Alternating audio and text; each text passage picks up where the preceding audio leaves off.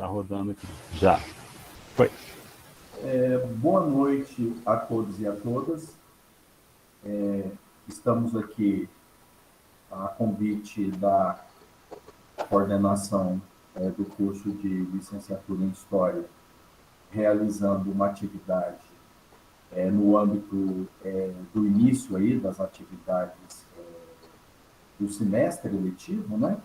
No caso, estamos a realizar uma atividade de aula inaugural, não é, do semestre, e contamos aqui com a participação do professor Luciano Santos,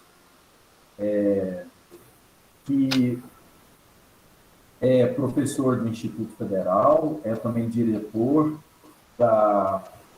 do campus IUMAS do IFG, professor que, inclusive, trabalhou no início do processo de estruturação do curso de História, inclusive participou da concepção também do projeto do curso, né?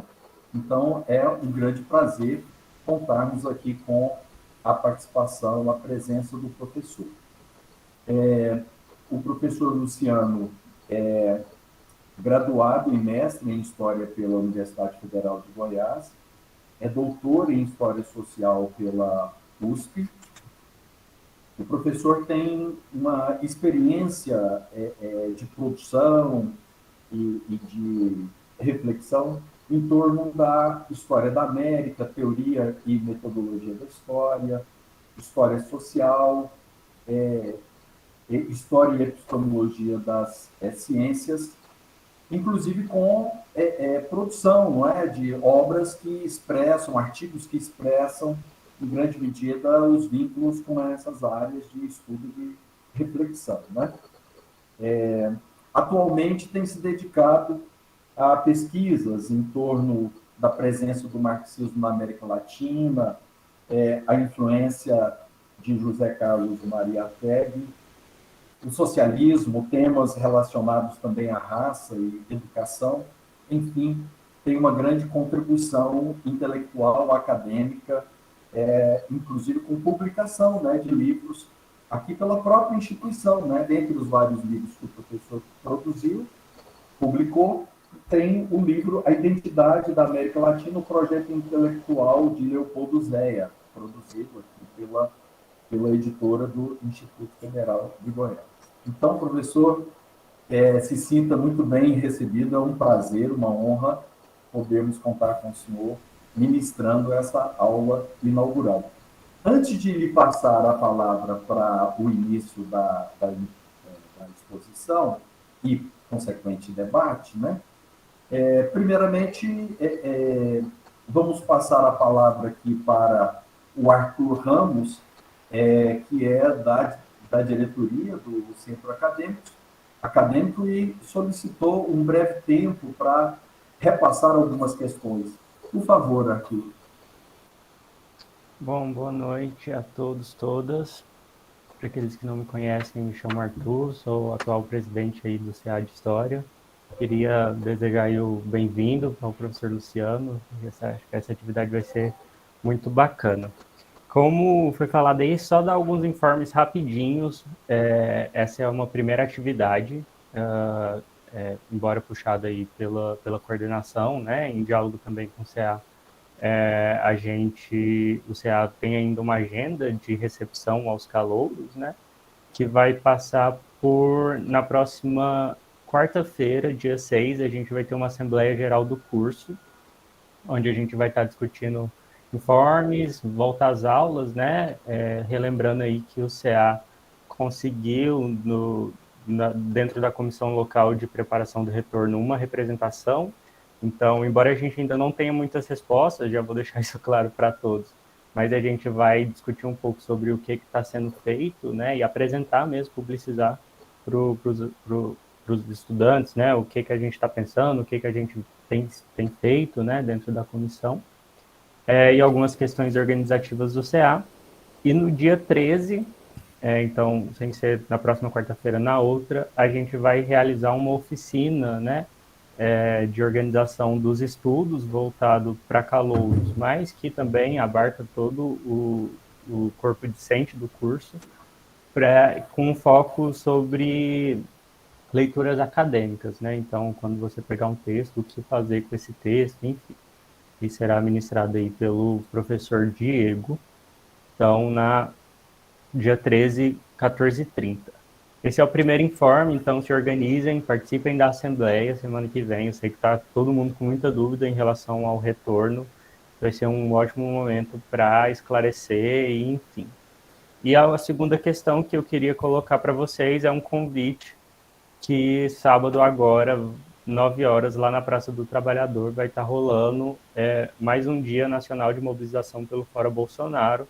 A gente sabe, né, que o atual governo vem atacado incessantemente não só a vida dos brasileiros, né, a gente está vendo os escândalos aí de corrupção dentro, né, do que diz a aquisição da vacina, né, um projeto de genocídio de fato em curso contra a classe trabalhadora no Brasil, mas a gente tem assistido também um intenso ataque à rede federal. Então, se 2019 a gente tinha intensos cortes dos 30%, né, que levou os estudantes às ruas, os grandes tsunamis da educação, 2020 e 2021 nós estamos com os menores orçamentos do MEC, e recentemente o governo federal está com uma proposta de redistribuição aí dos campos, criando 10 reitorias que na prática vai diminuir ainda mais o orçamento que chega dentro da rede federal, e isso tem impacto direto no que diz a assistência estudantil, enfim, a possibilidade de aula no momento que a gente está debatendo retorno presencial, que vai depender aí de compra de equipamentos de segurança, de álcool em gel, enfim, né, até mesmo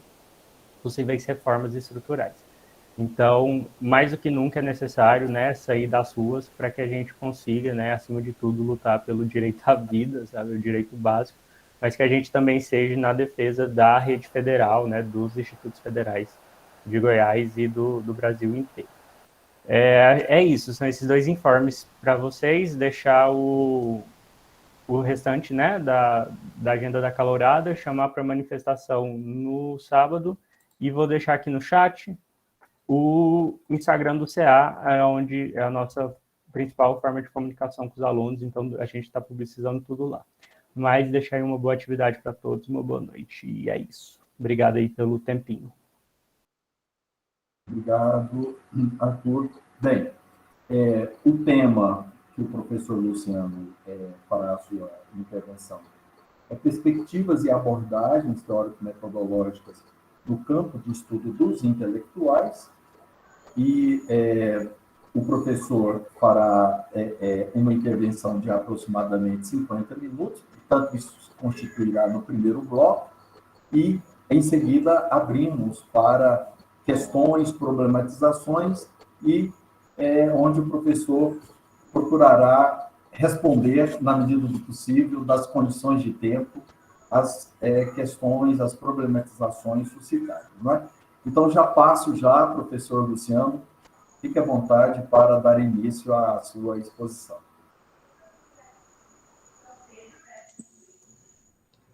Muito obrigado, Valmir. Primeiramente, dizer uma boa noite a todas e todos. É um prazer estar aqui, né? Agradecer o convite dessa participação, dizer que a alegria é muito grande, porque, como o Valmir lembrou, a gente esteve na luta para a criação dessa licenciatura em História. Foi o primeiro curso de Ciências Humanas da rede federal, depois surgiram Geografia, Ciências Humanas, Ciências Sociais e outros, mas a licenciatura em História, lá, a discussão em 2008, depois 2009, né, Valmir? Foi uma briga dentro da instituição, mas nós, no final, conseguimos abrir. Então, para mim, é uma grande satisfação retornar aqui na licenciatura em História. Participei já, em algumas vezes, da Semana de História. Eu e a Fabiana tivemos o prazer de dialogar algumas vezes, debater, e outros professores. Agradecer também ao Paulo Miguel pela paciência, né? A gente teve que conversar muito em função da agenda da diretoria, não é fácil. Então, Agradeço aí muito a paciência dele de encontrar um horário, uma forma para que a gente pudesse estar dialogando.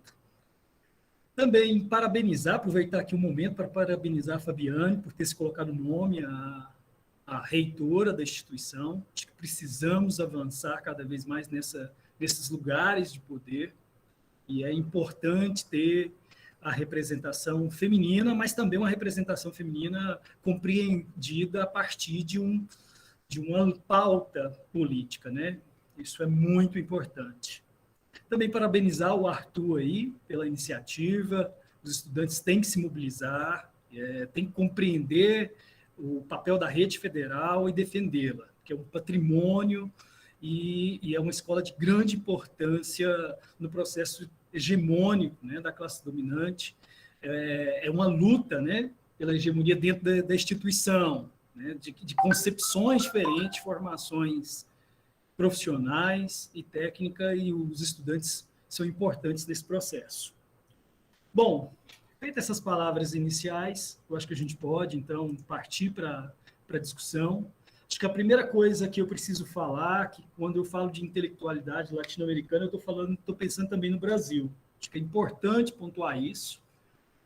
O professor Valmir foi muito generoso de me dar todo esse crédito, mas, na verdade, eu ainda estou aprendendo, estou nesse processo de construção e aprendizagem desse campo de análise da história, que é a história intelectual, e como a gente vai ver hoje, é muito diverso. E então eu pensei essa fala de hoje, né, tentando pensar no público. E quando eu dialogava com o Paulo Miguel, ele me dizia que essa aula é pensada, essa aula inaugural, para um aluno do primeiro período ao oitavo período, que estão em estágios muito diferentes de formação no campo histórico, né? Alguns ainda têm uma concepção de história lá do ensino médio, factual, narrativista, esquemática, e outros já estão concluindo o seu curso, já têm uma visão bem mais elaborada do ofício do historiador. Então, eu fiquei pensando como abordar esse público tão heterogêneo, e me preocupa muito de ser inteligível esse público, porque senão eu acho que essa aula inaugural não tem sentido, se ela não for pensada para esse público. Então, aí, depois de muito pensar, eu imaginei que uma abordagem um pouco mais panorâmica pudesse contribuir para esse processo de formação desse público tão heterogêneo. Então, eu vou dividir minha fala, né, em dois momentos básicos, talvez três, vamos ver a questão do tempo, em que eu vou tentar fazer um panorama das abordagens, né, e das perspectivas no âmbito de estudos históricos da temática dos intelectuais, do pensamento das ideias, e depois eu quero ver se eu consigo dar para os alunos alguns exemplos, né, de estudo de casos que são frutos da minha experiência nesse campo, né? Então eu vou tentar falar um pouquinho da história das ideias na América Latina e dessa intelectualidade envolvida nesse processo, e tentar pontuar aí esse novo estudo que eu estou iniciando, né, que são com os intelectuais marxistas, sobretudo aí com um autor não muito conhecido no Brasil, que é o José Carlos Mariátegui, né? É um autor que eu penso que é de fundamental importância para a história do marxismo na América Latina. Vamos ver se eu consigo ter tempo de falar um pouquinho sobre ele.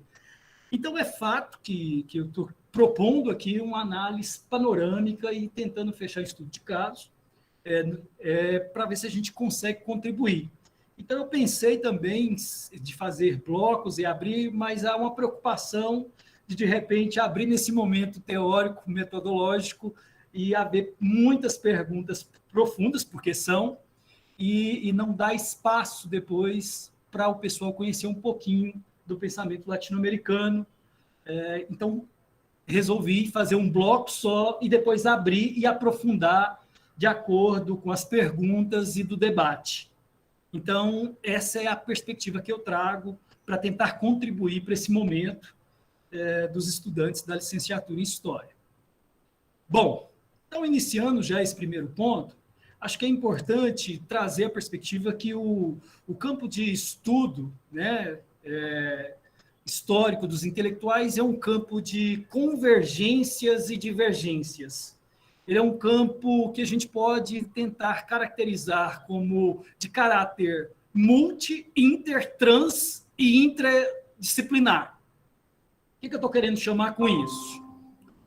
Primeiro, multi, porque são várias disciplinas que focam nesses estudos. Então, você tem aí, desde a história, a filosofia, a sociologia, a teoria literária, né, a biografia, a análise do discurso, enfim, são várias disciplinas nesse campo. Inter, porque há tentativas de diálogo entre essas disciplinas, né? Há perspectivas que buscam produzir um diálogo junto à sociologia, há outras perspectivas que buscam um diálogo com a teoria literária, há outras perspectivas que buscam um diálogo com a filosofia, sobretudo a filosofia da linguagem. Então, acaba sendo também interdisciplinar. E também trans, porque algumas propostas é até difícil você dizer de que disciplina ela acaba sendo perpassando por todas essas disciplinas, então ela assume um caráter transdisciplinar. E intradisciplinar é um conceito não muito comum, mas porque a história intelectual também dialoga com outras perspectivas teórico-metodológicas dentro do campo da história. Ela dialoga com a história social, com a história da cultura, a história transatlântica, ela dialoga com outras concepções de produção dentro da oficina do historiador. Às vezes até com a história oral, dependendo da abordagem que o historiador intelectual resolver fazer, e também ela pode também dialogar com outras disciplinas, dependendo quem é esse intelectual que o historiador está abordando, né? De repente, se ele é um cientista da natureza, ele vai ter que dialogar com a história da ciência para compreender. Se ele é um médico, ele vai ter que dialogar com a história da medicina também para compreender essas formas de ser desse intelectual. Então, o campo de estudo histórico dos intelectuais, ele tem objetos diferentes, abordagens diferentes e perspectivas diferentes. De tal forma, então, que a natureza, a definição, as funções, as práticas e os produtos intelectuais não são vistos dentro da mesma forma. Né? Então, aí você tem uma variedade de concepções de natureza, de definições e funções e dos produtos que os intelectuais produzem. E aí, então, eu vou tentar falar um pouquinho dessas variedades de história intelectual que abastecem esse campo. Eu não vou aprofundar em nenhuma delas, a ideia é panorâmica mesmo, vai depender de como vai se dar o debate depois no aprofundamento. E nessa ideia panorâmica também eu quero deixar claro que eu não vou falar de todas, não quero esgotar aqui, né? Um ou outro vai ficar de fora, não vou falar, por exemplo, da perspectiva do Bourdieu, a questão do campo, né, do campo intelectual, muitas outras questões vão ficar de fora porque o tempo não é possível.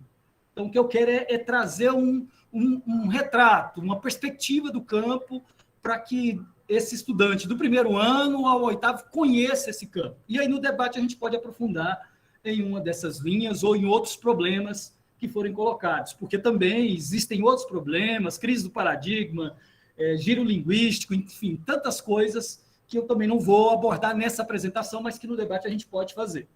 Bom, falar desse campo não dá para dizer, por exemplo, que é fora a questão das tradições historiográficas e das ligações teóricas dos seus autores, né? Então, a gente vai ver uma forte tradição historiográfica em cada uma das perspectivas. Quando eu estou chamando de tradições historiográficas, ainda a história ainda tem forte tradição historiográfica nacional, né? Então, isso também vai aparecer como elemento. A gente já compreende que as tradições historiográficas interferem nessas formas de produzir história intelectual. E aí, eu acho que é importante trazer um dos primeiros tentativas de abordagem, né, que é a chamada história das ideias. E aí eu estou chamando de história das ideias aqui, a história tradicional das ideias, né, que tem vários escritos desde o século XVIII até a atualidade, né? A primeira ideia de história das ideias surge lá no século XVIII com o John Jacob Burke, né? Com a História das Doutrinas Filosóficas das Ideias, publicado lá em 1723. É a primeira vez que começa essa perspectiva. Não existia nem a concepção de profissionalização do historiador, de construção do campo historiográfico, e já se falava em história das ideias. E isso ainda perpassa até a atualidade ainda, você vê ainda a produção de história das ideias na atualidade, com essa concepção ainda tradicional, né? De uma história linear, um encadeamento de pensadores e sistemas filosóficos, artísticos, religiosos. Um bom exemplo é o Cordan, né? Que na história da filosofia, dos pré-socráticos até a contemporaneidade. Então, faz um encadeamento de diversos pensadores na história da filosofia. E a primeira característica dela é que é uma história internalista das ideias, centrada em obras e desconsiderando o contexto, né? É como se esses pensadores fossem compreendidos como sujeitos superiores que estão fora de qualquer contexto histórico e são capazes de compreender a universalidade do pensamento. Então, a gente tem vários exemplos ainda hoje dessa perspectiva tradicionalista, em vários campos de produção de conhecimento. Existem histórias, né, das ideias científicas, história das ideias pedagógicas, que tem essa mesma perspectiva, né, de produzir análises internalistas, de não compreender esse produtor da ciência, esse produtor da filosofia, esse produtor da literatura como sendo um sujeito histórico, como sendo como um elemento ahistórico, como se ele tivesse condições de superar a história. Bom, mas nós vamos ter reações desses modelos já no início do século XX, diversas reações. Uma das primeiras, né, a gente vai ter aí com a perspectiva marxista. E aí a gente precisa lembrar do Gramsci, né? O Gramsci vai ser o primeiro a trabalhar a ideia que os intelectuais eles não estão fora de uma base histórico-social, econômica do pensamento, né? O pensamento não é livre disso. Não existe ideias fora de um mundo, de uma formação, de uma totalidade histórica de uma época, né? Esses sujeitos não são autônomos. As ideias não brotam dos cérebros individuais, né? Elaborada por sujeitos desinteressados e neutros. Eles estão ligados a grupos, estão ligados às classes sociais, né? E aí o Gramsci ele vai trazer para a gente duas categorias para entender esses intelectuais, né? O que ele chama de intelectuais tradicionais e intelectuais orgânicos, né? E aí ele vai chamar de intelectuais tradicionais esses que estão atrelados a esses regimes que foram superados, né, e que estão ligados à aristocracia, à pequena burguesia, são médicos, funcionários do Estado, né, e que se acham, inclusive, como independentes de toda a luta política, se acham independentes desse processo. Eles se consideram independentes, esses intelectuais tradicionais, superiores a esse processo. Existem os intelectuais orgânicos, né, que são aqueles formados no interior de uma classe, que corroboram e desenvolvem, né, perspectivas econômico-político-culturais da sua classe. E esses intelectuais orgânicos, é importante dizer, eles podem ser intelectuais da classe dominante, como também pode ser interesse da classe trabalhadora, esses intelectuais orgânicos. E Gramsci acha que esses intelectuais são fundamentais para a hegemonia de uma classe social. Por isso, a classe social hegemônica se preocupa tanto em formar os seus quadros intelectuais, né? Porque é justamente por esse caminho que eles vão conseguir. Outra perspectiva também, né, o Mannheim também vai trazer essa concepção de discussão dos grupos, que as ideias também não estão descoladas desses grupos. Pela minha perspectiva, não vai dar para eu aprofundar muito, quem sabe a gente pode discutir depois.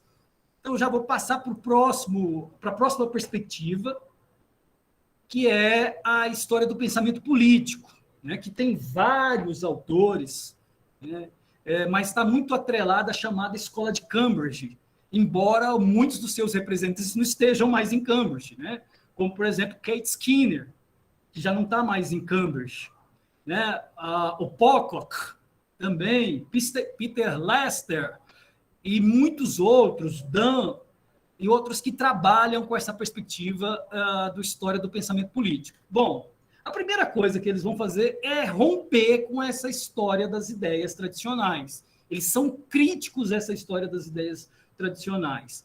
A principal questão que eles colocam é o anacronismo cometido por essas histórias tradicionais, né? E por isso, então, eles propõem uma perspectiva de entender as ideias em um contexto. E aí a perspectiva do contextualismo linguístico-político. Só que, diferente de Gramsci, não é necessariamente um contexto de classe, um contexto econômico, um contexto social. É um contexto das linguagens políticas, porque eles buscam, contra essa concepção, né, de história tradicional das ideias, de história da filosofia, tentar compreender o significado e a intenção de um autor quando ele quis escrever sua obra. Recuperar esses significados perdidos. Porque na hora dessas interpretações da história das ideias tradicionais e de alguns filósofos, começa a perceber, fora de contextualidade, aquilo que um autor queria se referenciar. Né? Eles querem colocar, por exemplo, que não é porque que a palavra Estado é a mesma coisa para Platão e Hobbes. Na verdade, nem a concepção de Estado não existe em Platão. Né? Falar em politeia não é a mesma coisa de falar em Estado absolutista. Né? Então, eles tentam resgatar o que o autor queria dizer quando coloca aquela ideia. E, para isso, eles rompem com aquela perspectiva que a gente trabalha só com os grandes pensadores. Eles vão começar a trabalhar, dentro daquele contexto, com quais autores esses pensadores estavam dialogando. Né? E aí eles vão quebrar várias questões. Por exemplo, é muito comum nos livros didáticos, para falar aí com os nossos neófitos, colocar que o Locke é o precursor da Revolução Americana, né? ou a criação dos Estados Unidos. E eles vão demonstrar em vários estudos que, na verdade, não era necessariamente com Locke que havia a circulação das ideias no período do processo de independência, e sim com autores menores. Ou vão questionar, inclusive, a ideia de utilização de Rousseau como um elemento da Revolução Francesa, né? Como o Rousseau foi o precursor da Revolução Francesa. Eles vão dizer que, na verdade, o Rousseau não é precursor da Revolução Francesa, porque a concepção de Rousseau não era necessariamente. Aí eles colocam, a gente deve entender as apropriações que foram feitas de Rousseau para justificar a Revolução Francesa, ou a gente vai trabalhar com essa perspectiva que o Rousseau, mesmo não pensar da Revolução Francesa, ele as origens da Revolução Francesa. Então, essas críticas eles vão fazendo e propondo outras interpretações sobre os pensamento político. Né? Então, eles querem descobrir não só com quem ele dialoga, mas contra quem esses pensadores colocam suas ideias, e não que essas ideias serviram de forma geral para esse processo. Então, para eles, as palavras não têm essência. Não existe uma essência das palavras. As palavras só ganham significado no seu contexto e de acordo com a forma que esses pensadores utilizam essas palavras dentro do seu contexto linguístico, né? Então, para eles, então, é preciso fazer um estudo exaustivo documental para poder compreender esse contexto linguístico. E aí tem várias outras perspectivas que eu não vou também aqui aprofundar mais. Acho que já fui até muito. Uma outra perspectiva é a história dos conceitos, né, que é também muito forte na Iberoamérica, né, mas que surge na Alemanha, na tradição alemã, né, e o principal nome dela aí é o Koselleck, né? Koselleck tem uma série de livros publicados, inclusive um dicionário dos conceitos políticos de mais de 7.000 páginas, que não é traduzido para a língua portuguesa. Existem vários projetos, como o projeto ibero-americano dos conceitos, que tentam compreender vários conceitos, esses conceitos transatlânticos, como que esses conceitos vieram da Europa para a América. E a perspectiva do Koselleck, de quem pactua, né, dessa história dos conceitos, é trabalhar com a semântica dos conceitos, mas também numa perspectiva político-social dos conceitos. Não é toda palavra para eles que é um conceito, mas sim as palavras que têm conteúdo expressam uma época, expressam um mundo, né? Como, por exemplo, a palavra Estado, a palavra, o conceito de revolução, o conceito de progresso, de história, cultura, democracia. São conceitos que, para eles, carregam uma carga de representação do mundo, né, de uma época, e que há lutas por processos, e esses conceitos moldam a realidade. Então, compreender o conceito como elemento do acontecimento histórico, mas também constituído pelo acontecimento histórico.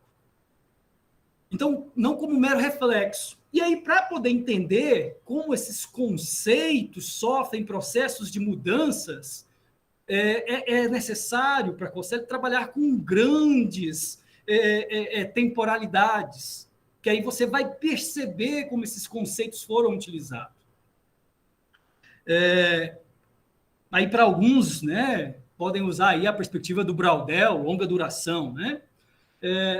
E aí tem vários exemplos aqui no Brasil, um muito forte, né? É um historiador chamado... historiador não, na verdade um cientista político, chamado John Ferris Jr., que ele trabalha aqui o conceito de Latin American nos Estados Unidos. E aí ele começa a mostrar como que esse conceito foi utilizado e moldou a forma dos estadunidenses verem a América Latina. E como que esse conceito perpassou por diversas camadas sociais. É um trabalho também longo, exaustivo, né? Não necessariamente ligado a um intelectual, né? Não ligado a visões só de intelectual, ele traz a visões que é feito nos jornais, a visões que é feito nos grupos de estudos, é bem amplo a análise que o John Ferris Jr. faz. Bom, e existem outros N's que não vai dar tempo aqui para eu citar. Existe também a abordagem, né, do Jean-François Serinelli, que é uma perspectiva um pouco mais francesa, e aí trabalha não com história intelectual, mas história dos intelectuais, percebendo esses intelectuais como sujeitos de um processo cultural político, né? E aí é importante discutir esse conceito de intelectual dentro da tradição francesa, porque não é a mesma coisa que em outras tradições. Há uma luta de representação do que seja o intelectual, né?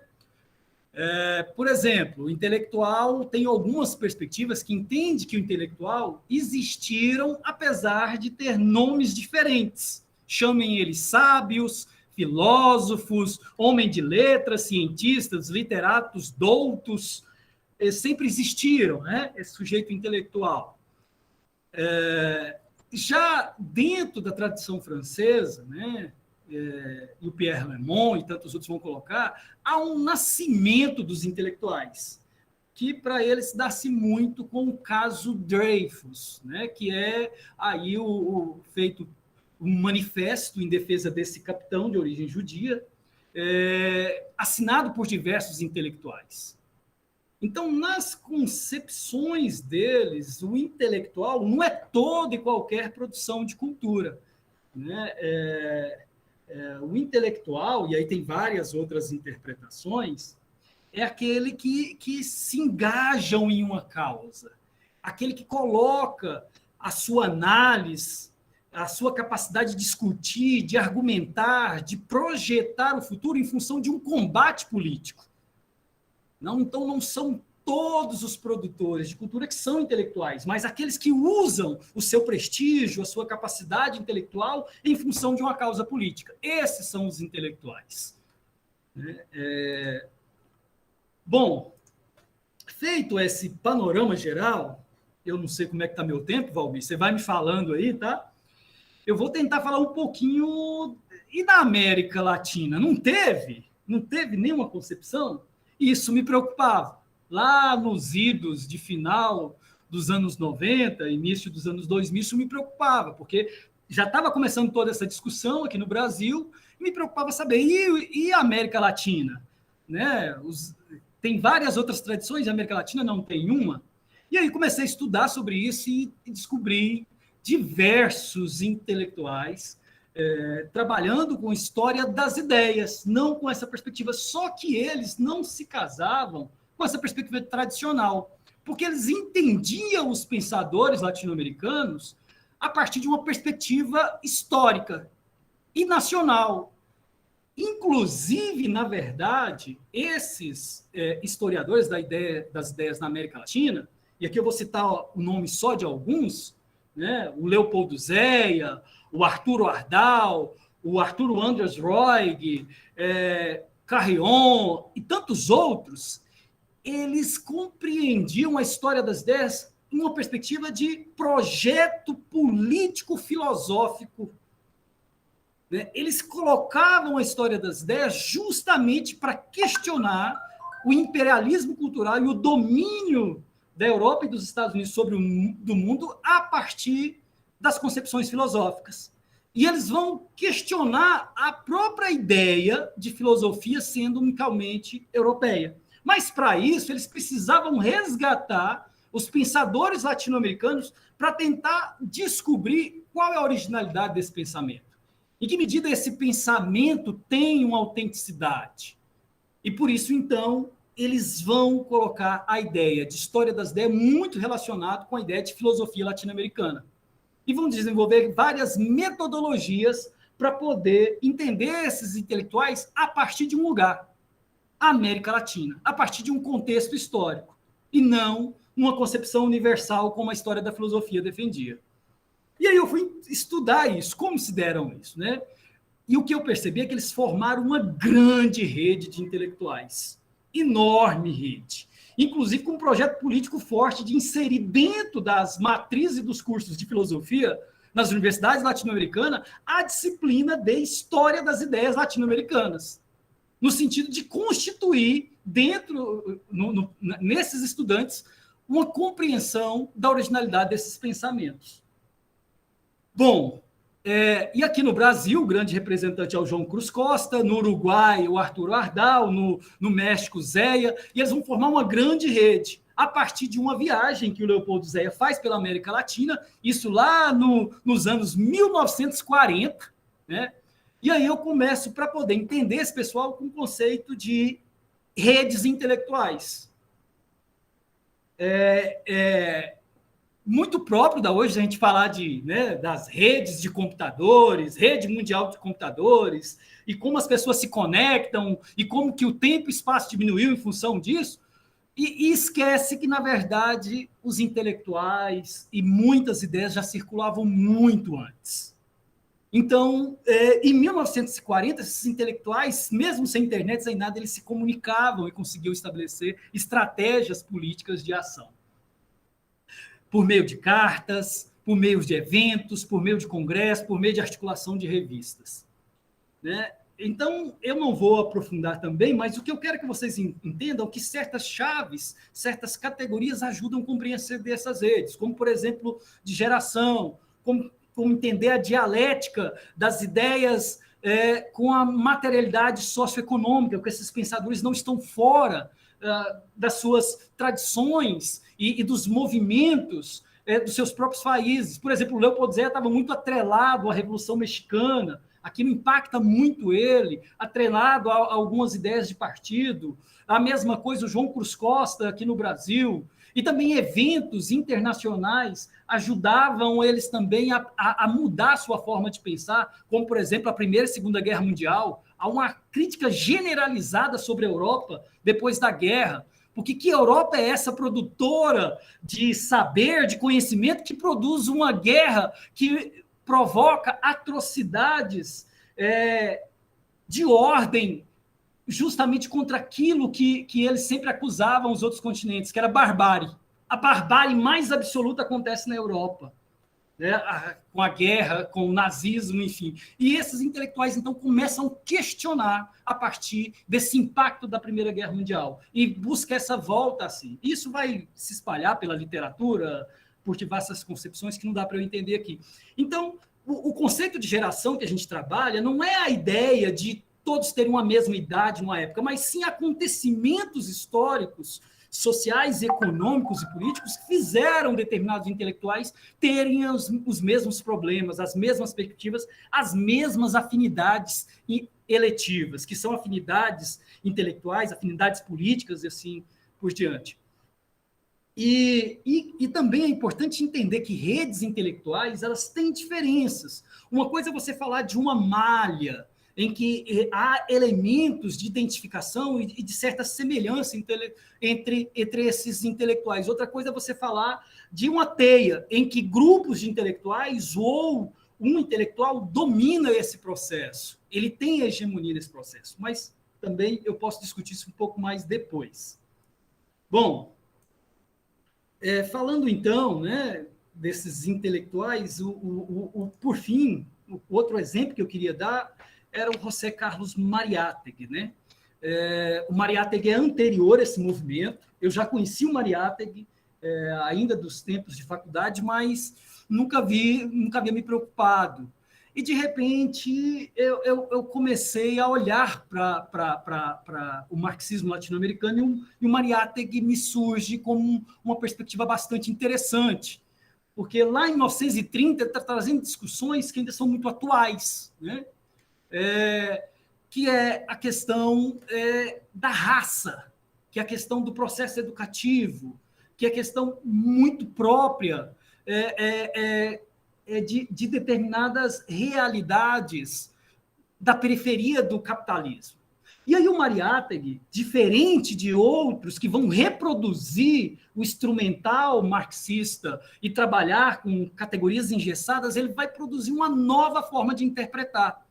Ele vai ver, por exemplo, que o proletário no Peru são os indígenas. Então, quem vai fazer a revolução no Peru não é a fábrica, embora havesse fábricas no Peru, embora tivesse havendo a penetração do capital. Então, ele vai começar a entender como que esse processo, nas suas próprias particularidades, pensar os próprios elementos da sua realidade nacional podem ser elementos propícios para uma revolução. E, junto com isso, ele também faz um projeto de ação política, né? Ele funda partidos, ele participa da organização operária, ele é bem o intelectual desse período. E ele também trabalha um projeto editorial, porque, na mesma perspectiva gramsciana, ele pensa que é importante a formação dessa classe trabalhadora. Então, nesse sentido, além de pensar esse processo de lógica de organização, ainda era importante pensar a formação, tanto dos intelectuais, formando esses intelectuais orgânicos, e aí a revista Malta vai ter uma importância muito grande, e também na formação educacional. Ele vai ser muito crítico ao modelo liberal, burguês de formação. Ele vai mostrar como existe uma divisão entre escolas dentro do Peru, e como é uma escola para a classe trabalhadora e outra escola para a elite governar. Ele vai propor semelhantes processos de uma educação unitária como Gramsci. E o mais interessante, ele não conheceu Gramsci. Ele leu, ele teve na Europa, ele conheceu muito de perto a realidade italiana, mas ele não foi um leitor profundo de Gramsci. Então, essa pesquisa ainda está começando, é interessante ainda perceber esse itinerário de formação, né, do José Carlos Mariátegui, esse processo onde ele estava inserido, os projetos políticos, projetos intelectuais, mas é aí um campo aberto, né, para os nossos estudantes. E outra importante ampliação, né, de categorias é a noção de intelectual como mediador cultural, né, que também é uma outra perspectiva que está surgindo que é muito interessante. Por quê? Aqui no Brasil, uma das grandes defendedoras dessa categoria é a Ângela de Castro Gomes, né, que eu falei lá no início. A Ângela de Castro Gomes, ela vai entender que a ampliação desse conceito de intelectual possibilita a gente pensar em outros sujeitos da produção cultural. E aí ela quer fugir dessa ideia do intelectual como sendo aquele pensador grande e tentar entender como determinados sujeitos, dentro do processo de transmissão do conhecimento, são também intelectuais, né? E aí ela vai colocar que o intelectual, diferente dessa concepção tradicional, foge dessa ideia do homem branco, né? E pode ser também a professora que também atuava como intelectual, o negro que também atuava como intelectual, o indígena que atuava como intelectual, como mediador desse processo junto com os grupos e as classes que eles representavam. E aí, nesse sentido, é muito importante o público. Essa história dos mediadores também está muito associada com a história pública. Então, amplia o conceito de intelectual, começa a investigar também as práticas de ação política e pedagógica no processo de difusão das ideias e defesa de projetos. O professor, nessa concepção, também começa a ser como mediador, mas não todos e qualquer professor, mas naquela perspectiva de um sujeito histórico de ação que pensa as ideias como forma de intervir na sua realidade. E quando fala realidade, não é só a realidade nacional, é a sua realidade de grupo, é a sua realidade de bairro, é a sua realidade de cidade. E aí, então, vai ampliando a própria noção de intelectual, porque aí esses sujeitos que eram esquecidos passam a ter voz e também a participar do panorama da perspectiva de intelectual. Então, a gente vai poder falar, por exemplo, de uma história intelectual da classe trabalhadora, de uma história intelectual das mulheres, de uma história intelectual contra o discurso racista, de uma história intelectual dos processos de educação e várias outras perspectivas, né? E aí a gente tem várias produções no Brasil, muitas produções, como, por exemplo, a organizada, né, que a gente tem aqui no Brasil, pela a escrita da história na escola. Como que determinados professores de história passaram a ser intelectuais quando entenderam a disciplina como algo a mais do que a transmissão de um modelo da classe dominante dentro do processo de organização da estrutura de classe. Como que ele entendeu o seu papel dentro de grupos, como que também fora desses grupos outros passavam a ser diretores de jornais, organizadores de exposição, diretores de museus, mulheres que organizavam grupos de discussão sobre a sua realidade. Como é que todos esses sujeitos e todos os lugares passam a ter seus intelectuais como mediadores e portadores de um processo. Nesse sentido, então, né, eu queria trazer para vocês essa análise panorâmica. Eu não aprofundei em nenhum dos pontos, é mais para vocês verem que como o campo de história intelectual ele é amplo, complexo e passíveis de várias discussões. Então, assim, eu encerro a minha fala. Eu sei que ela foi generalista, propositalmente generalista, justamente como estímulo para o debate. E aí eu ainda coloquei aí para o Miguel e para o Valmir, né, para o Paulo Miguel e para o Valmir, uma sugestão aí para a gente estimular o debate. Mas aí eles veem. Eu agradeço a paciência de vocês, agradeço muito o espaço. Muito obrigado.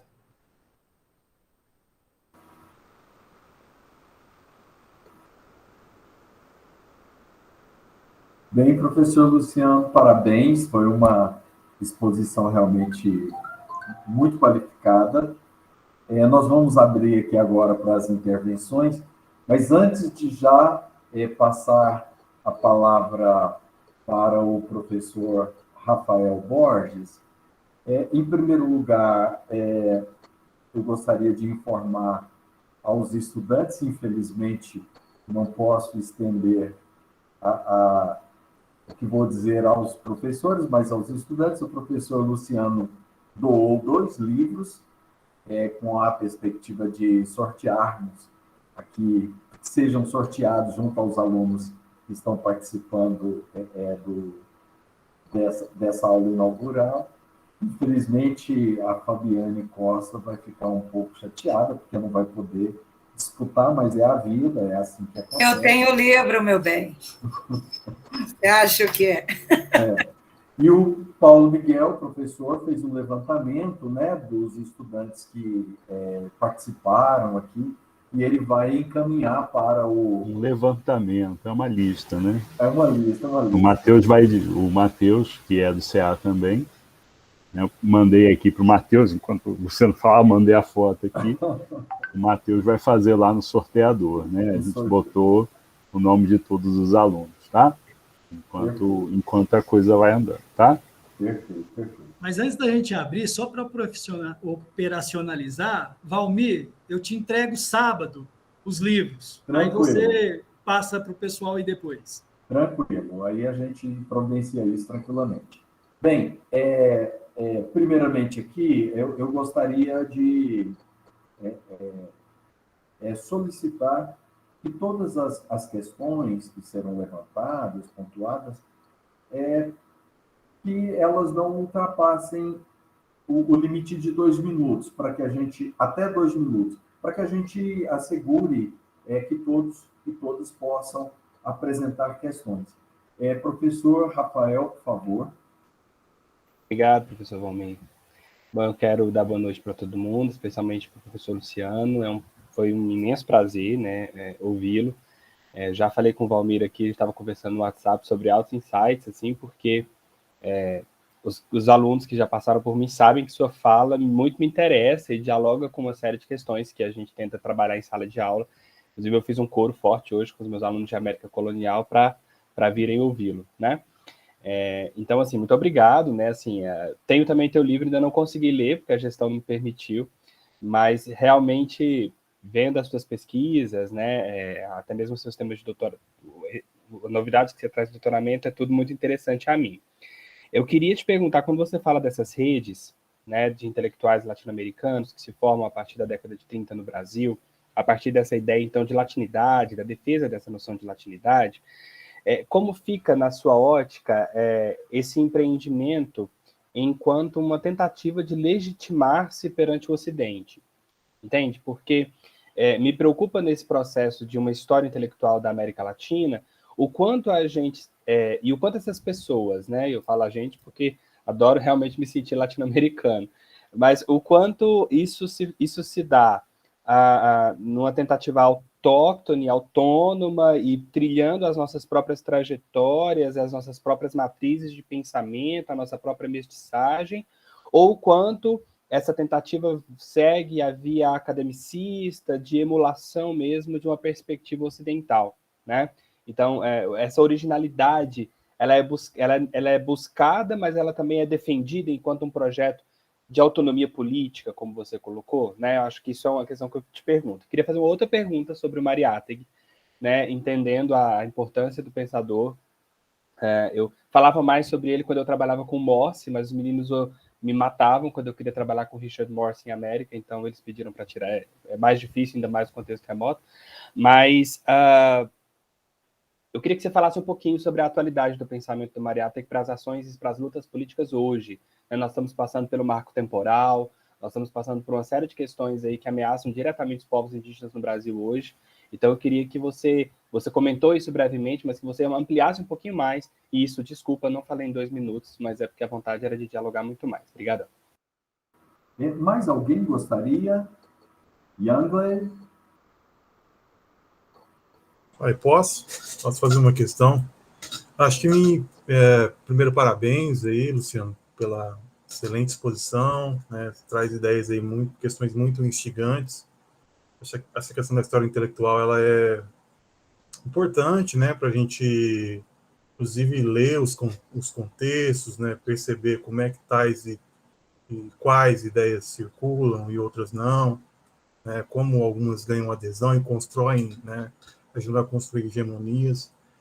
Pensando muito essa questão da história intelectual num ambiente como nós temos nesse contexto de muito poder das redes sociais, né, dos algoritmos, né? Não sei se você já pensou sobre isso, né?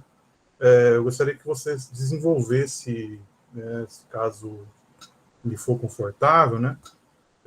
Essa questão, como é que fica essa questão da história intelectual nesse ambiente, né, que a gente está vivendo, nesse contexto contemporâneo. Perfeito. Nós temos algum aluno, alguma aluna que gostaria de trazer alguma questão? Almir, posso dar um recado aqui para os alunos? Por favor. Os alunos que quiserem certificação dessa atividade, coloquem o nome completo no chat, por favor. Se houver alguém que não é do curso de História, que é aluno do IFG, em outro curso, coloca aí do lado, né? Avisa, ou se for de fora, tá? Quem for da casa, quem for do nosso curso, só botar o nome, ok? Então, temos alguém... Josué. Tá. Josué, por favor.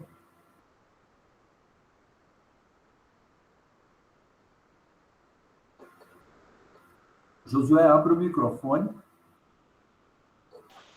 Opa, vocês me ouvem? Ok. Boa noite a todos e todas. Professor Luciano, prazer ouvi-lo aqui. Na verdade, eu cheguei atrasado. Tive um problema aqui, eu cheguei já com mais de meia hora de atraso da sua fala, mas eu peguei um pouco da sua fala lá sobre o Mariátegui, né? E a história dos intelectuais.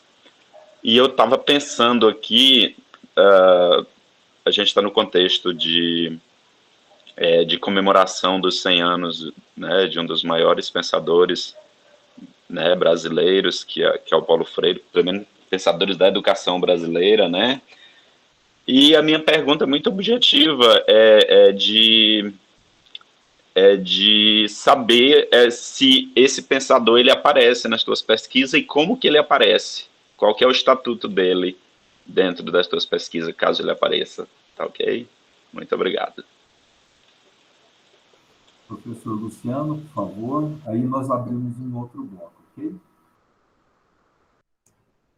Bom, são muito interessantes as questões colocadas, agradeço, e também de naturezas complexas, né? Eu vou tentar, né, responder elas, e se eu não satisfazê-los, por favor, por gentileza. Pode ser que precise de mais esclarecimentos para que eu consiga chegar. Esclarecimento do que exatamente. Bom, eu vou começar pelo Rafael, né, um colega aí de área.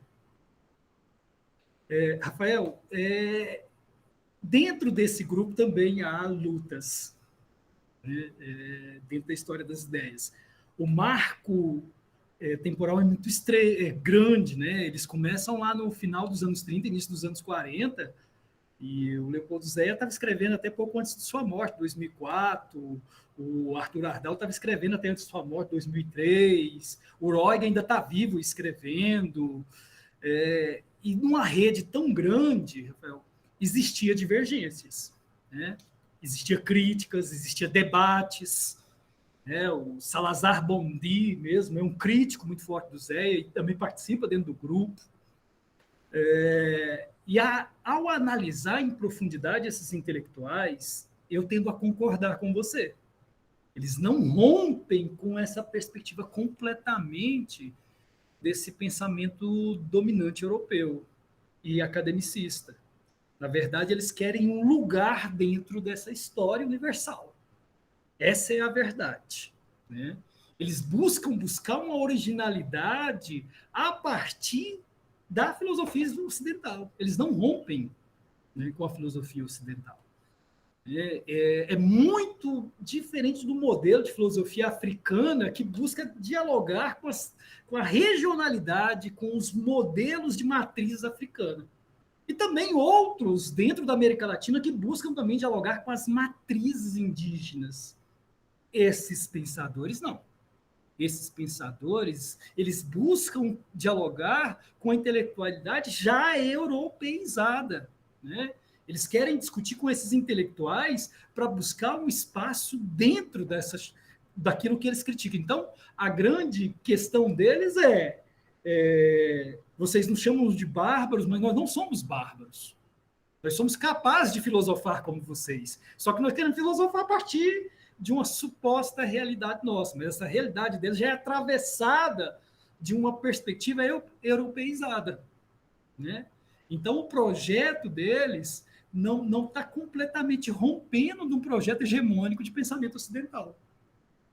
Mas dentro do grupo havia muitas perspectivas de voltar, não a esses pensadores, mas voltar lá ainda com a discussão das matrizes indígenas. Mas esses processos foram vencidos dentro do grupo. Foram vencidos. É uma parte interessante ainda se debruçar, né? Embora no meu doutorado eu tenha investigado a rede, mas só para você ter uma ideia, Rafael, na rede havia mais de 150 intelectuais. E quem governava a rede era esse grupo menor, em que o Zéia era. Por isso que eu falei do conceito de rede enquanto teia e de rede enquanto rizoma, enquanto uma ideia de malha, né? Onde não tem um ponto central, né? E o deles eu chego na conclusão do meu doutorado, que é, na verdade, uma teia.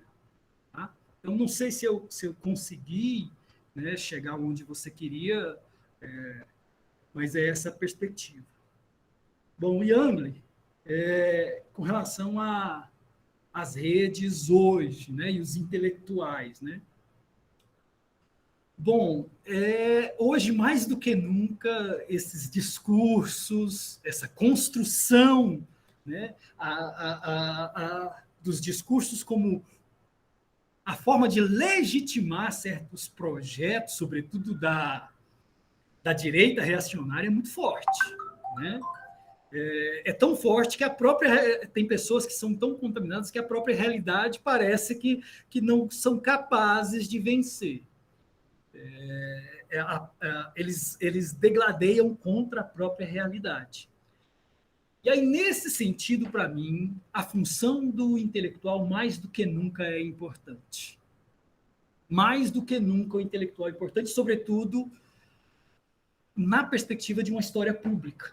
A gente tem que aprender a falar para além da academia. Os historiadores precisam vencer isso.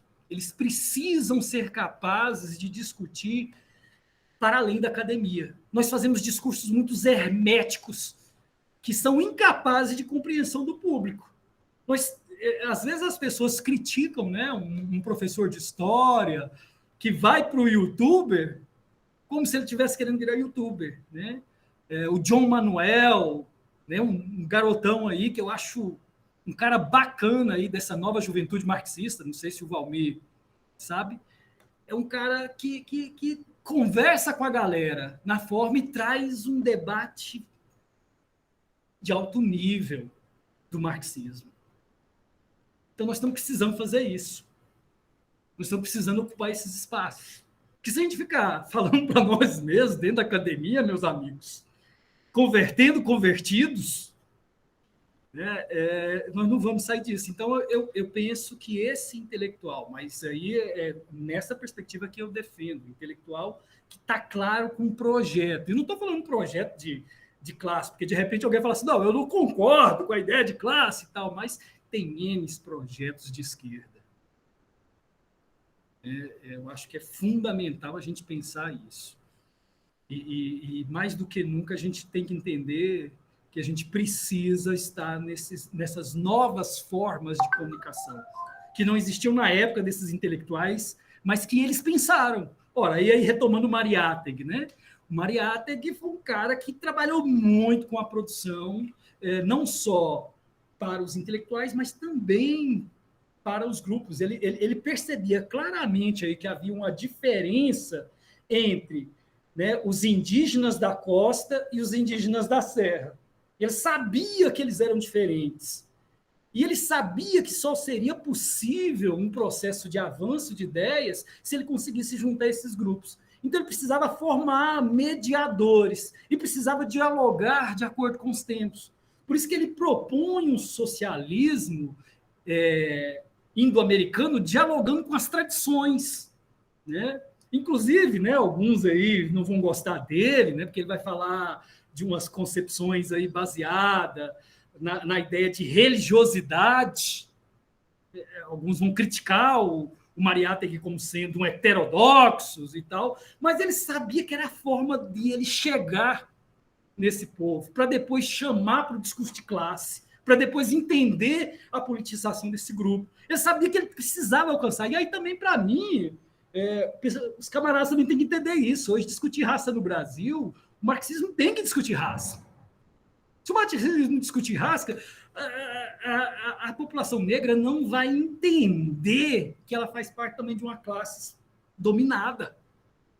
Se a gente ficar com esse discurso ainda, né, enraizado, estreito, nós não vamos avançar. Então, a gente precisa ampliar a discussão. E aí, nesse sentido, Mariátegui é muito atual. Muito atual. Porque ele chama questões que são muito atuais, né? E aí, o marco temporal, esse é o momento, né? Será que é tão difícil, né, fazer essa discussão? E aí eu não vou entrar aqui, mas tem o eco-marxismo, tem várias perspectivas aí de tentar dialogar. Bom, e aí eu vou aqui para o meu amigo Josué, né? Josué, eu vou ser muito sincero. Eu leio o Paulo Freire no sentido da minha formação, mas eu nunca analisei o Paulo Freire dentro de uma perspectiva de história intelectual. Eu sei que existem, né, perspectivas nesse sentido, mas, como eu disse, tem uma milhade de perspectivas de analisar e eu acho que é possível sim, mas eu especificamente não analisei. O Paulo Freire entra dentro da minha perspectiva enquanto intelectual, mas não enquanto historiador que analisa ele como intelectual. Isso eu não fiz. O Paulo Freire não se tornou um objeto, para mim, de história intelectual ainda, né? Eu estou com a luta aqui em Umas para formar um grupo de pesquisadores para poder propor uma análise dos intelectuais marxistas brasileiros, e o nosso amigo Paulo Freire está nesse mote aí, tá? Não sei se eu te respondi, camarada, mas, assim, na maior da sinceridade, foi meu objeto. Tá ótimo, Luciano. Faz parte da minha formação enquanto intelectual.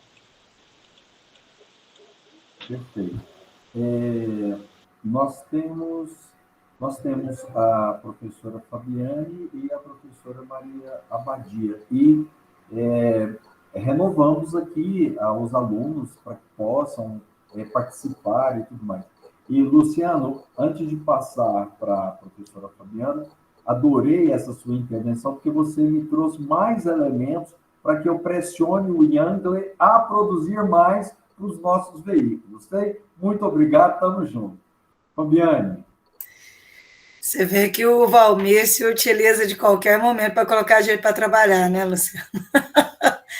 Bom, eu particularmente me interesso bastante pelo tema, né, de história intelectual, até porque no meu mestrado eu trabalhei com história intelectual, pensando a partir do Bourdieu a intersecção entre o campo político e o campo intelectual, observando e analisando exatamente, né, de que modo os intelectuais atuam enquanto sujeitos políticos, exato, né, dentro dessa perspectiva.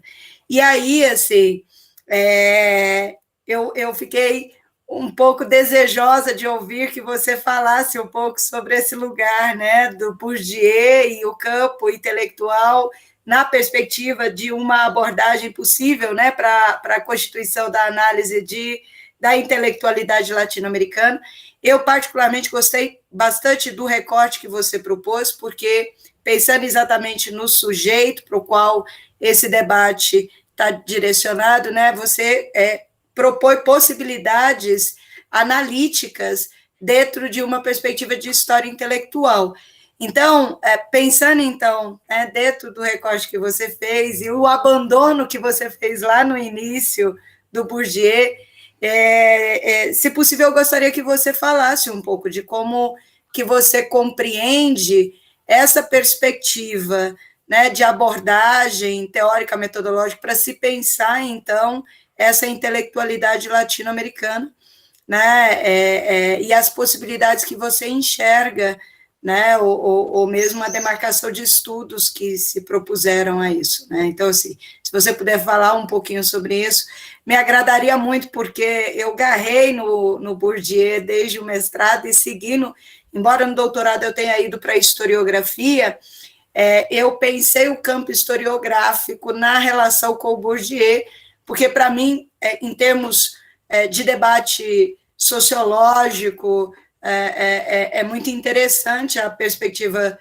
de campo e lógico, né, trazendo para dentro das dimensões que me interessava para pensar a própria produção e o lugar de produção do Boris Fausto dentro do campo, né, historiográfico. Então, assim, eu sou garrada no campo e volta e meia eu me utilizo dos conceitos do Bourdieu até de maneira pecaminosa, né? Porque eu fico falando assim de falas que não caberia muito o termo, mas particularmente eu gosto muito. Então, se você puder falar um pouquinho, eu agradeceria. Eu acho que até para que os nossos alunos compreendam isso, muitos deles veem Bourdieu na sociologia da educação, mas não necessariamente em outros espaços de debate das disciplinas históricas. Professora Abadia. Boa noite a todos e todas. Em primeiro lugar, muito obrigada pela fala tão generosa e esclarecedora, professor. Acho que foi bem pontual e mostrou, ao mesmo tempo, quanto esse campo é muito rico, né, e repleto aí de questões históricas, né, questões de ordem conceitual também, né. Eu flertei também com algumas dessas reflexões. No mestrado eu trabalhei com Sartre, né, então essa discussão, né, do intelectual, né, no doutorado fui para um outro caminho, mas também essa discussão sobre o intelectual permeou, né, os meus trabalhos, né. E assim, a minha questão é mais assim, para além, né, dessa questão desse campo, né, da própria história cultural, da própria história intelectual, desculpa, é a questão do próprio conceito de intelectual, né? Claro que ele é histórico, ele implica referências que são aí, né, de repertórios culturais, né, enfim, uma variedade de questões, né? Prevalece né, assim, algumas definições em alguns conceitos, em alguns campos. O que eu estou dizendo? Né? Por exemplo, quando pensamos no Brasil dos anos 60, né, parte da camada média intelectualizada. Né? Uma das referências é a noção de engajamento do Sartre, né, que está lá em Defesa dos Intelectuais, mas que, em grande medida, né, se apropriou também do que está lá no que é literatura, que define o que é um escritor engajado, o que é um autor engajado. Né? Então, algumas dessas definições permeou aí o campo, né, de embate de parte desse campo da oposição. E aí temos outras também, né? O próprio Said, né, nas representações sobre o intelectual, no contexto norte-americano tem o Russell Jacob, né, no Fim da Utopia, Os Últimos Intelectuais, né? Então, tem ali uma gama de autores, né, que não são latino-americanos, claro, né, mas no ambiente europeu ou norte-americano, que vão procurar aí definir, né, o que seria esse intelectual, em termos de conceito mesmo, como que se entende o intelectual. Né? Aí a minha pergunta é mais assim, de ordem teórica e metodológica também. Né? Nas suas pesquisas sobre a América Latina, né, é possível pensar do campo conceitual desse próprio espaço, né, e aí trazer referências que permite pensar determinados processos históricos à luz desses conceitos, ou, né, esse diálogo, né, com o campo das definições de outras referências, né, foi possível. Né? Então, não sei se ficou claro, né, mas é um pouco isso, né, porque essa definição de intelectual, ela se faz em determinados conceitos, em determinados contextos, mas também ela se faz em determinadas reflexões históricas e historiográficas. Pega, por exemplo, os trabalhos da Beatriz Cuchinir, que ela vai chamar os jornalistas que colaboraram com o regime de tecnocratas ou intelectocratas, né? Então, quer dizer, a parte de um conceito também tem essa dimensão histórica e como nós, historiadores e historiadoras, procuramos contemplá-lo. Né? É um pouco isso, não sei se, desculpa se eu ultrapassei o tempo e se fui confusa. Mais algum estudante, alguma estudante? Embora eu esteja adorando conversar com meus colegas, a ideia que é dialogar com vocês, estudantes. Queria ouvi-los, acho que vocês têm que deixar um pouquinho de ser tímido, né? Não precisa se preocupar se a minha pergunta é bacana ou não. Enfim, é para vocês isso aqui.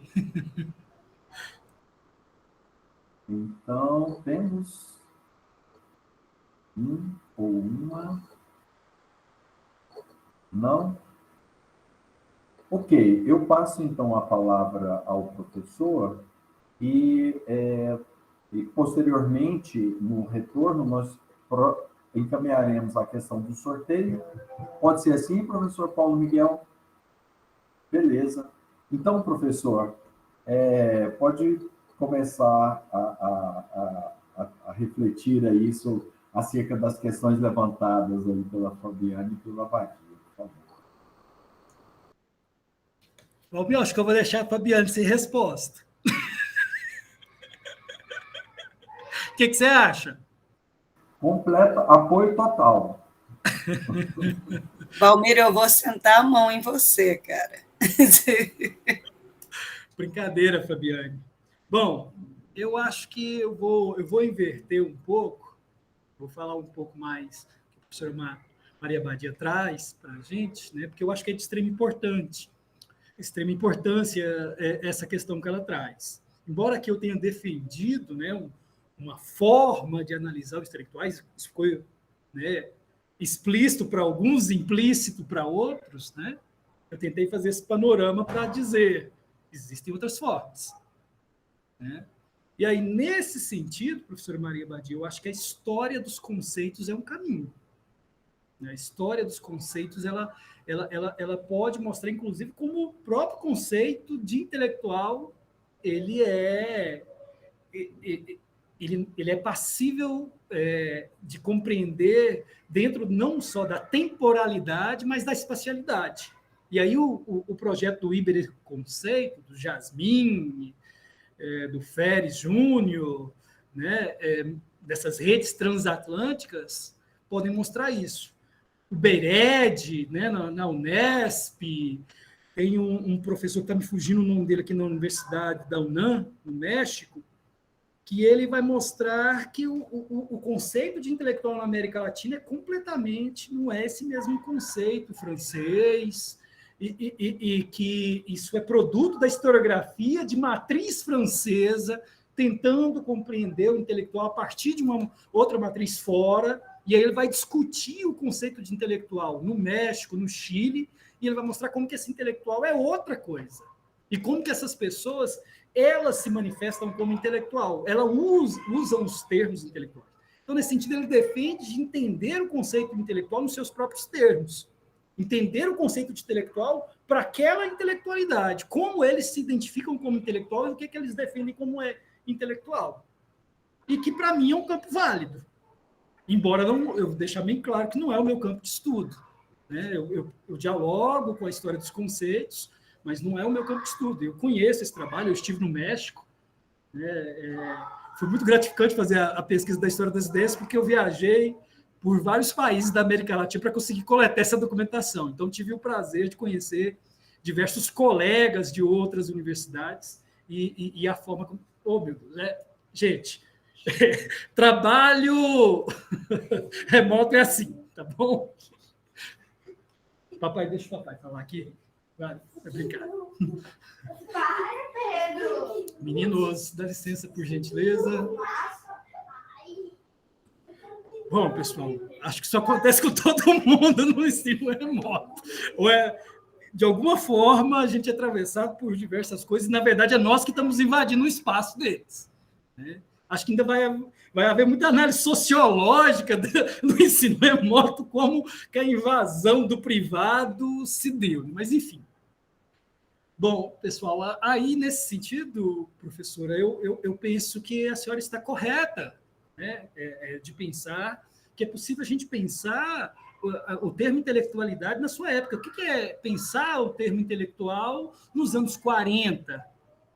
Né? E aí, sem trazer uma categoria de fora, mas construir essa categoria a partir do diálogo com a historicidade, né? É bem interessante. Né? Então, tem dois caminhos. Trabalhar com a história dos conceitos, no sentido de construir e mapear essas várias formas de perceber o intelectual nas temporalidades e espacialidades da América Latina, e a gente vai descobrir, e já tem pesquisa sobre isso, mostrando que é diferente da Europa, como também a gente pode usar esse elemento para pensar em abordar um intelectual numa época, mas a partir dos seus próprios termos. Né?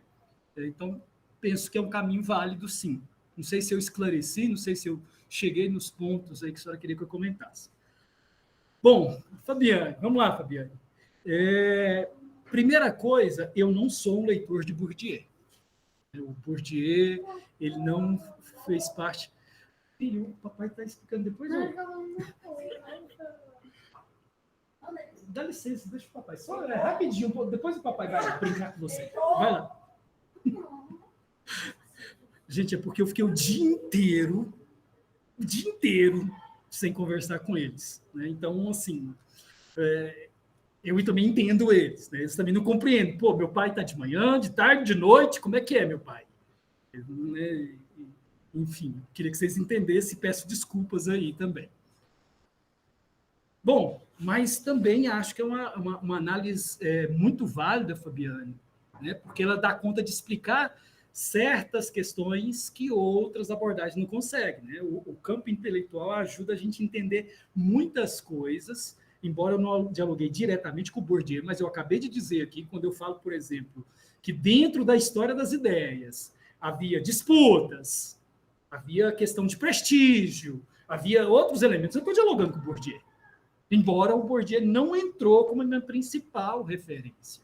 né? Eu conheço vários trabalhos na América Latina, né? A Beatriz Sarlo, na Argentina, o Carlos Altamirano, né? O Carlos Altamirano também ele dialoga, inclusive, com as elites intelectuais, né? Ele mostra como que se dá esse campo de formação e como a construção disso. Mas, enfim, eu admito que não é meu campo. Por isso que, logo de cara, eu descartei, porque não é a discussão que eu faço. Acho válida, mas não é. Embora eu pense que, para a análise desse universo, das relações microcósmicas dos intelectuais, é de extrema relevância. E esses microscópios ajudam a gente a entender como que determinadas concepções são vencedoras e não dentro desse microscópio, né? De tradições, tanto dentro da nossa historiografia, né? Quanto também dentro da ciência política, dentro das ciências da natureza, dentro de outras perspectivas. Ok? Mas será que a gente não vai ter nenhuma pergunta mesmo dos estudantes, Valmir? Será que nós vamos fechar isso aqui sem um estudante? Vamos lá. Salvou. Acaba de aparecer um estudante, vai salvar toda a lavoura, né? Matheus, por favor. Está me escutando? Estamos sim. Mais uma pergunta. O senhor acha que o contextualismo linguístico da América Latina atrapalha a formar o intelectual na América Latina? Que, por exemplo, há sempre crises políticas, falta de investimento na educação. Isso, de certa forma, não atrapalha formar esse intelectual? Ok, Matheus. Matheus Alves. Opa, boa noite, professor. Tudo bem? Então, eu gostaria de saber como que o Hugo Chávez ele se apropriou desses debates, desses discursos indigenista, marxista, se é que ele se apropriou, né? E se ele pode ser considerado um intelectual.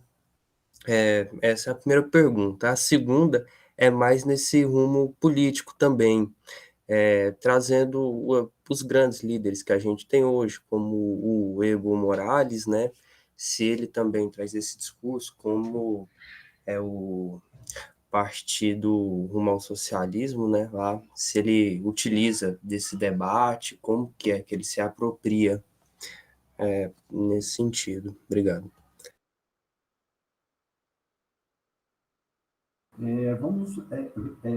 Eu penso que, até na linha do encaminhamento que o professor Paulo Miguel fez, eu penso que nós poderíamos fazer agora um bloco, né?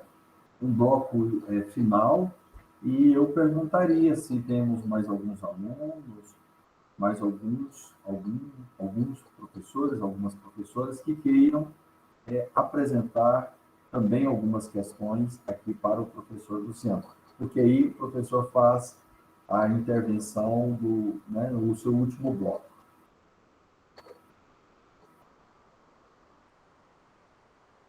Não temos?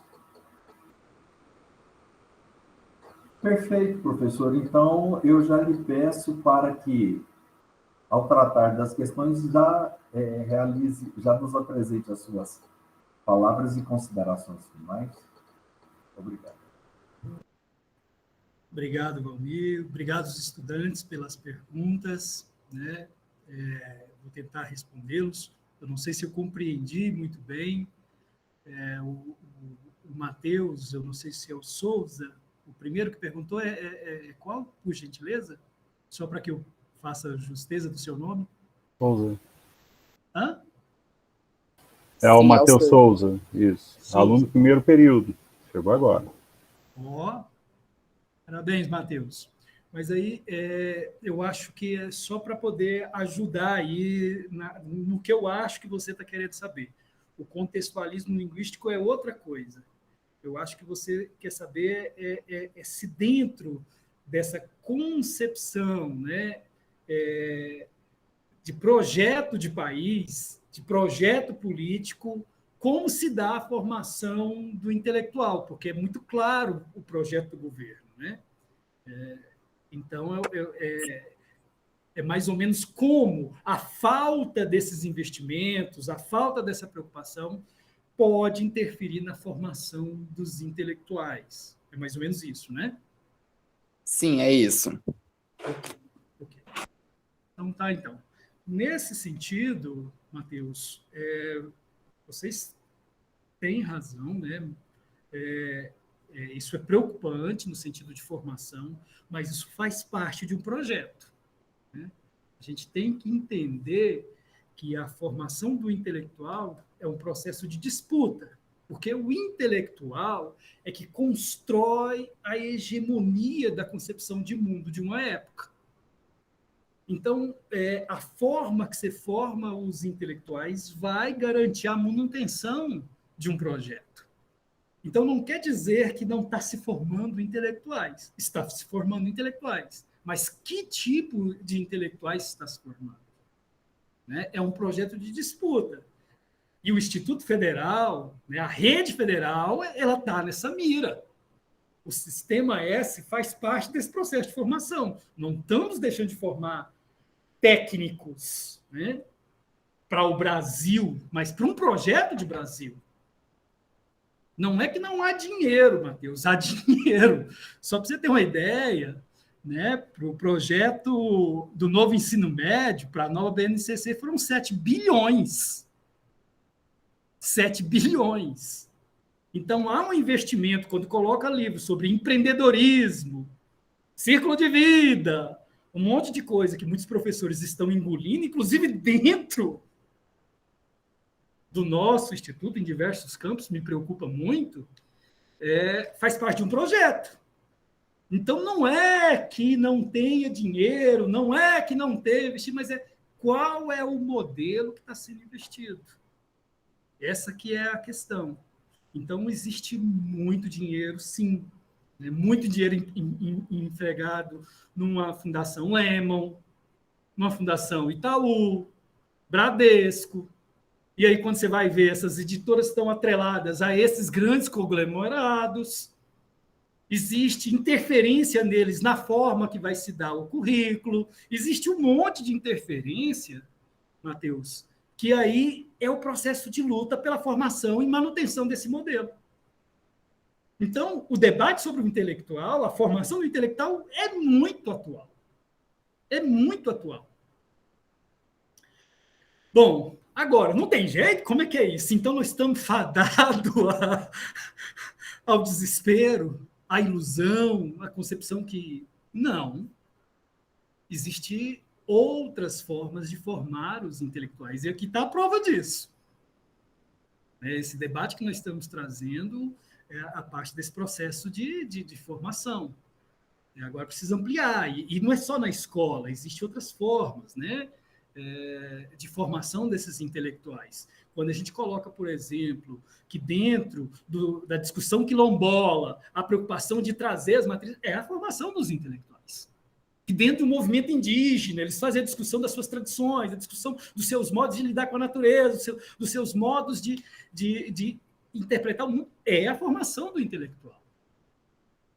Então, precisa alargar essas concepções, porque senão a gente cai na ideia que não tem jeito, é imobilizante. E isso é muito ruim, né? Inclusive, dentro desses próprios espaços, existe muito a ideia de lutas, né? E aí eu chamei aqui vocês, inclusive, que é a nova geração, porque eu Valmir, aí já estamos caminhando para uma nova perspectiva, né, Valmir? Vamos dizer assim. Acho que o Valmir... Acho que a gente não vai... Fale só em seu nome. Eu estou muito bem, eu fiz 27 anos agora, estou no meu apogeu. Tá certo, tá certo.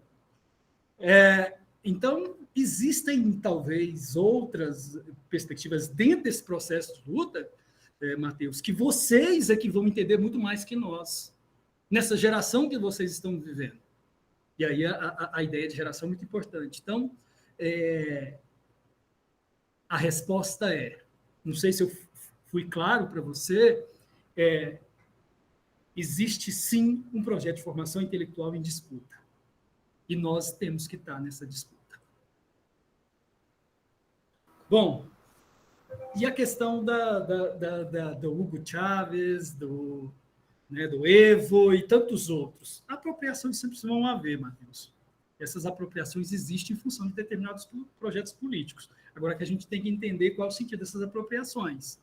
E também entender em que medida que esses projetos... Porque, às vezes, a gente tende a acreditar que existe o projeto ideal.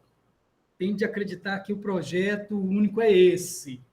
Né? Por exemplo, o Allende, ele foi muito criticado na sua época de não ser radical, de não implantar logo o socialismo, e ele tentava outras formas. Se você faz esse estudo, existia uma grande quantidade de intelectualidade ao redor, inclusive o intelectual brasileiro, né? O Darcy Ribeiro estava lá também. Né? E aí havia várias perspectivas, né? E também, naquela época, apropriações. Mas aí, para uma concepção de entender um projeto, a gente deu do que deu no Chile. E a mesma coisa, às vezes, do Evo, às vezes do Hugo, há tentativas de idealização, endeusamentos, e há tentativas de demonizações.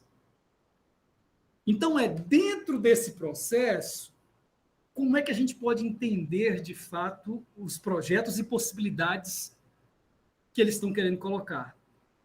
E aí as apropriações que eles fazem, né? Eu acho que essa é a questão. Eu não estudei também o Hugo ou o Evo. Eu estou colocando aqui elementos que você coloca que é interessante estudar. Eu acho que tem documentação farta para poder entender esses projetos de disputa, para entender esses projetos, e não partir de uma perspectiva essencialista e dizer nada presta, ou então são deuses. Eu não sei se eu também consegui te responder, até pelo adiantado da hora aqui. O Paulo me colocou o teto até 8 horas, eu acho que eu já furei o teto aqui, Paulo, mas a conversa está boa. Eu acho o teto era para você, por causa da tua agenda, teus filhos aí. Para a gente, aí... Bom, então, eu aproveito aqui o momento, já que a gente está fechando, para agradecer mais uma vez esse convite, dizer que foi um prazer dialogar com vocês, ver colegas aí, que a gente não se vê pessoalmente há muito tempo, né? E convidar vocês, estudantes, para compreender esse universo da história intelectual, que é muito diverso, que tem várias questões, e também se colocarem nesse projeto enquanto intelectuais. Enquanto intelectuais de ação, deixar muito claro aqui, tá? Entender que nós somos parte desse processo sócio-histórico, econômico, e que nós somos agentes da história, sim. E aí não estou dizendo aqui, talvez os alunos do primeiro ano ainda não compreendem, pode ser que às vezes estão achando que o indivíduo vai mudar, né? Que o Luciano vai mudar o mundo, que o Valmir vai mudar o mundo. Não é isso, galera. Vocês vão entender um pouco isso melhor, tá? Seja numa perspectiva marxista, seja em outras perspectivas, vocês vão entender melhor. Que história é social, que história é grupo, que história... Embora tenha um indivíduo, o indivíduo tem seu lugar, mas o indivíduo... A não ser na filosofia, né? Na história universal do pensamento, que tem indivíduos que conseguem mudar o mundo. Bom, pessoal, mais uma vez, muito obrigado. Muito obrigado mesmo. E fico aí à disposição dos estudantes, fico à disposição dos meus colegas, para outro momento de debate, talvez a gente aprofundar um pouco mais aí. E aí? Luciano, queria te agradecer muito, por vários motivos. Primeiro, porque o contato...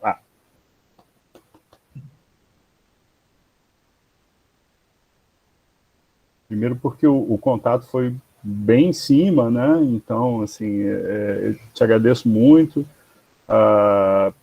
Também porque sei, né, vi a tua agenda e vi o trampo que é aí, né? Você está aí fiquei até com vergonha de pedir para você vir, porque realmente o Cabra trabalha em 3 turnos, né? Então, a gente agradece demais, né? Uma fala muito qualificada, né? A gente fica feliz em trazer os colegas da rede, né? Às vezes a gente traz muita gente de fora e não traz nossos próprios colegas, que têm contribuições grandes e tal. A gente está começando a discutir a Semana de História do ano que vem, então será um prazer se você participar com a gente, né? A gente tem aí várias ideias, junto com a nova GPX, do Campus Goiânia, e tomara que presencial, né? Vamos ver como é que vai ser ano que vem, tá? Mas te agradeço demais. Eu tinha pedido para o Valmir fazer a mediação, inclusive por um respeito, né? Porque o Valmir é um professor que tem, sem trocadilho, falando sério, né? Tem muita rodagem e tem uma bagagem intelectual, principalmente no que se refere a esse tema, muito maior do que a mim, então eu achei que seria a melhor pessoa para fazer essa mediação. E acho que é isso. Valmir, você quer colocar alguma coisa? E faz o sorteio, Valmir. O Matheus faz aí contigo. Não, eu acho que realmente, eu acho que aqui a coordenação, não é? Gostou que eu te elogiei? Oi? Gostou do elogio? Gostei, muito obrigado. Mas a coordenação, ela realmente, essa intervenção foi realmente muito importante e ela está muito situada, né? Quer dizer, nós temos uma preocupação, né, de formar um professor pesquisador, mas um professor vinculado à defesa da escola pública, da educação integrada, mas é um professor também vinculado às camadas populares, à classe trabalhadora, em toda a sua diversidade e multiplicidade, né? Então, essa intervenção, eu acho que ela foi realmente brilhante, ela foi muito enriquecedora, e ela dá já o sentido do que é o tipo de engajamento, o tipo de perspectiva de formação, de construção de curso, de disputa social, política e cultural que estamos também aqui coletivamente a movimentar, né? Então, é realmente brilhante e só temos a agradecer e confiantes, não é? Com o fato de termos podido gravar e, é claro, nós teremos aqui a possibilidade de que essa excelente exposição e debate, ela vai compor um acervo e ela vai poder estar presente, vai poder ser visitada e revisitada aí ao longo das nossas trajetórias, dos nossos trabalhos, né? Então, isso foi algo realmente muito importante. A gravação e a constituição, né? Parte da constituição desse acervo que estamos a construir, né? E, então, Paulo, a questão do sorteio, como fazer? Eu vou fechar a gravação, tá? Que aí não precisa. E aí você pode ir conduzindo aí, o Matheus está aí. Deixa